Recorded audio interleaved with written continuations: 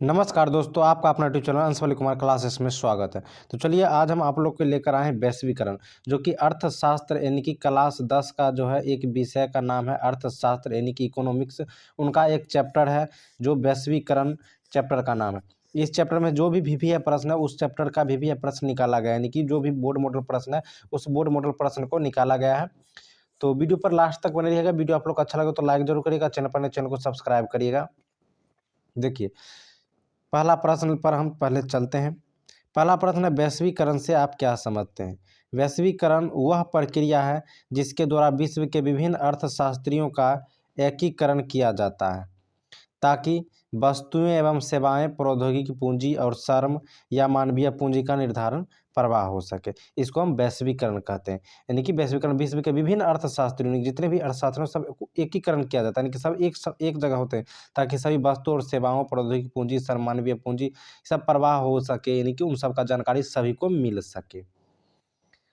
अगला प्रश्न है, बहुराष्ट्रीय कंपनी किसको कहते हैं? या तो बहुराष्ट्रीय कंपनी हुआ वह है, यहाँ पे वह होगा, ठीक है। बहुराष्ट्रीय कंपनी वह है जो एक से अधिक देशों में उत्पादन पर नियंत्रण व स्वामित्व रखते हैं, जैसे Ford Motors, Samsung, Coca Cola, Nokia, Tata Motors आदि। ये सब जितना भी एमआई हुआ, एप्पल हुआ, ये सब जितना भी है बहुराष्ट्रीय कंपनी कहलाता है। यानी कि जो कंपनी एक देश के अलावा, यानी कि दो से अधिक देशों में वो अपना सामान बेच रहा है, वो अपना सामान को चला रहा है, वैसे कंपनी को हम लोग कहते हैं बहुराष्ट्रीय कंपनी। चलिए अगला प्रश्न है, विश्व व्यापार संगठन क्या है? यह कब और क्यों स्थापित किया गया था? विश्व व्यापार संगठन यानी कि WTO एक ऐसी संस्था है जिसका उद्देश्य अंतर्राष्ट्रीय व्यापार पर प्रतिबंध हटाना था। इस संगठन की स्थापना जनवरी 1995 में की गई थी। इनका मुख्यालय जेनेवा में है। इनका मुख्यालय कहाँ? जेनेवा में। विश्व व्यापार संगठन है। यहाँ पर अगर कोई व्यक्ति व्यापार कर रहे हैं भारत से या कोई भी दूसरा देश के व्यक्ति हैं, यानी दो देश में, जैसे कि ये देश है और ये देश, दोनों में व्यापार कर रहे हैं, तो किसी भी देश के व्यापार संबंधित समस्या हो गया, जैसे कि भारत में ही अभी कुछ दिन पहले आपको समस्या हो गया था कि टिकटॉक बंद कर दिया गया था। तो टिकटॉक बंद कर दिया गया था, तो वो चाइना का था कंपनी टिकटॉक। तो टिकटॉक वाले कह रहे थे उस समय कि हम विश्व व्यापार संगठन में जाएंगे, WTO में जाएंगे, वहाँ पर मेरा अपना बिजनेस के बारे में बतलाएंगे कि हमको साथ ऐसे ऐसे किया गया है। तो उस प्रकार की वहाँ पर ठोस कानून नहीं बनाया गया है एप्लीकेशन के बारे में। बाकी अगर दूसरा कोई कंपनी होता जो एप्लीकेशन से हट कर, तो उस कंपनी को जो है वहाँ पर संगठन में जाने पर कार्रवाई किया जा सकता था।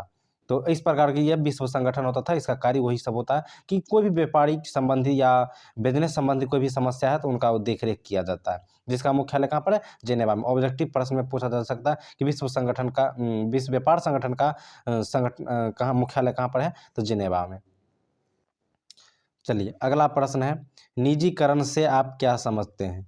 निजीकरण का अभिप्राय है निजी क्षेत्रों द्वारा सार्वजनिक क्षेत्रों के उद्यमों पर पूर्ण रूप से या अधिकांश रूप से स्वामित्व प्रदान कराना या उसका प्रबंध कराना। या आर्थिक सुधार के अंतर्गत भारत सरकार सन 1891 में निजीकरण की नीति अपनाई थी।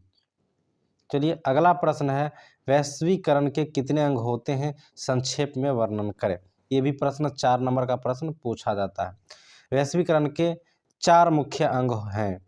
व्यवसाय अथवा व्यापार संबंधी विरोधों की कमी, व्यापार अवरोधों को कम करना ताकि वस्तुएं एवं सेवाओं का बेरोकावटों आदान प्रदान हो सके। इसका अभिप्राय यह है कि विदेशी कंपनी बाजार में अपना वस्तु या सेवाएं मुफ्त में बेच सकती है। यानी कि कहने का मतलब ये हुआ कि अभी तुरंत हम इसके बारे पर चर्चा किए हैं कि जैसे कि हम किसी भी बाजार में जाकर, यानी कि दुनिया के कोई, विश्व के कोई भी बाजार में जाकर हम अपना सामान बेच सकते हैं मुक्त रूप से। अगर इसका कोई अवरोध करता है, यानी कि कोई रोकने का प्रयास करता है, तो हम उसका जो है अपील यहाँ करवा सकते हैं वैश्वीकरण में या WHO में, WTO में हम करवा सकते हैं। अगला पॉइंट है, पूंजी का निर्बाध प्रवाह। ऐसे वातावरण कायम करना जिससे विभिन्न देशों के में पूंजी प्रवाह स्वतंत्र रूप से हो सके। इसका अर्थ यह हुआ कि विदेशी पूंजीपति अब भारत में निवेश कर सकते हैं और भारतीय पूंजीवादी विदेशों में निवेश कर सकते हैं। अगला है प्रौद्योगिक पर निर्बाध प्रवाह। ऐसे वातावरण कायम करना कि प्रौद्योगिकी का निर्माण या बिना बाधा के प्रवाह हो सके। इसका मतलब है कि बिना किसी प्रतिबंध के किसी भी देश में प्रौद्योगिकी आयात कर सकते हैं। अगला पॉइंट है श्रम का निर्बाधक प्रवाह। ऐसे वातावरण कायम करना जहां विभिन्न देशों में श्रम का निर्बाध प्रवाह हो सके। ऐसे देखने को मिल रहा है कि विकसित देश श्रम का निर्प्रवाह में बाधा उत्पन्न कर रहे हैं। अगला प्रश्न है कि भारत में समान व्यक्ति पर वैश्वीकरण का क्या प्रभाव पड़ा। सामान्य व्यक्ति पर क्या प्रभाव पड़ा। पूंजी और उद्योग के क्षेत्र में विदेशी पूंजीपति विदेश के लगने से लोगों को अधिक रोजगार मिलने का संभावना व्यक्त की जा रही है।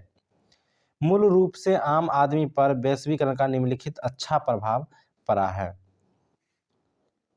उपयोग के आधुनिक संसाधनों की उपलब्धता, यानी वैश्वीकरण के कारण दुनिया के सभी देशों के उच्चतम उत्पादन लोगों को उपयोग के लिए उपलब्ध हो रहा है। उदाहरण के लिए पहले जहां आम आदमी रेडियो से मनोरंजन प्राप्त करते थे, अब उनके विभिन्न कंपनियों के रंगीन टेलीविज़न जैसे चीज़ें उपलब्ध हो रही है। यह है उपलब्धता आधुनिक संसाधन, यानी कि जैसे जैसे आधुनिक बढ़ता जा रहा है संसाधन का पूर्ति उस तरह का होता जा रहा है। अगला प्रश्न है रोजगार की बढ़ती हुई संभावनाएं। वैश्वीकरण के कारण औद्योगिक प्रसार होने के कारण रोजगार के नए नए क्षेत्र खुल गए, जिससे कुशल श्रमिकों के लिए अधिक रोजगार का अवसर उपलब्ध हो रहा है। अगला पॉइंट है आधुनिकतम तकनीक की उपलब्धता।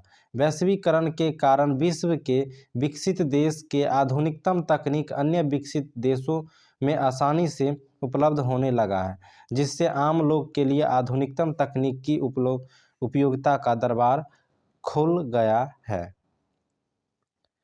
अगला प्रश्न है वैश्वीकरण का बिहार पर पड़े प्रभाव को बतलाएं। वैश्वीकरण का बिहार पर क्या प्रभाव पड़ा उसके बारे में बतलाना है। वैश्वीकरण के कारण बिहार के आर्थिक परिवेश में भी बदलता जा रहा है। बिहार में वैश्वीकरण का कुछ सकारात्मक तथा कुछ नकारात्मक प्रभाव पड़े हैं। कुछ सकारात्मक प्रभाव निम्नलिखित है। तो पहला है कृषि उत्पादन में वृद्धि।